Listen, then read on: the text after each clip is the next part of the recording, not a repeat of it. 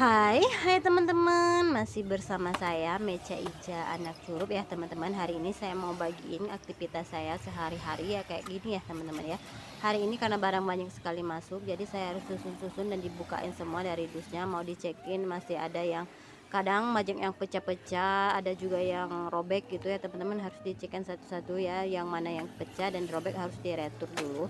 Jadi kita harus rajin gitu ya teman-teman. Aku takut nanti kardusnya juga basah, jadi bisa rembes ke sama rinso-rinso yang lain gitu ya teman-teman ya. Jadi saya harus bukain satu persatu ini, lanjut saya cek ya.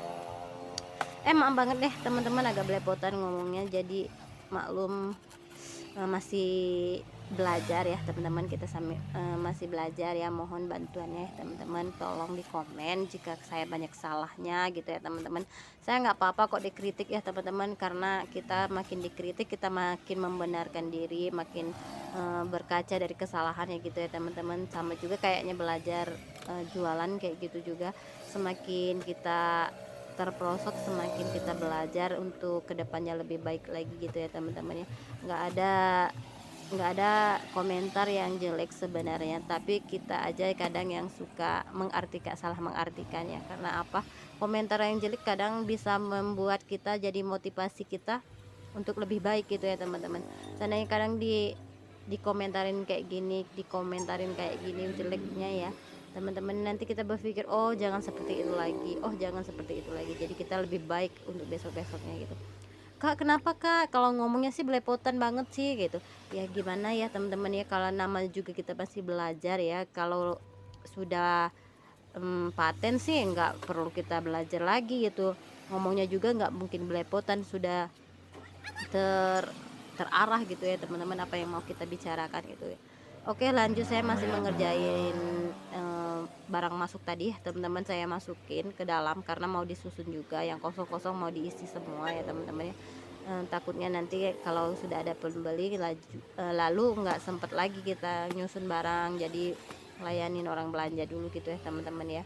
Karena yang penting kan orang belanjanya, yang nyusun barangnya. Nah, urusan nyusun barang sih belakangan ya teman-teman ya. Kalau nggak ada pembeli baru kita susun barang gitu, kalau ada pembeli lanjutin melayani pembeli dulu, karena pembeli adalah yang pertama sekali ya. Karena apa, kalau tanpa pembeli kita ini, para pedagang ini nggak ada gajinya gitu ya teman-teman ya. Kalau sepi pembeli kita nggak bergaji, nggak ada gajinya. Karena apa, menurut saya sih para pedagang ini yang memberi gaji itu sebenarnya para pembelinya gitu ya, nasabahnya, yaitu semakin banyak nasabah semakin besar pula gaji kita yang pedagang gitu ya.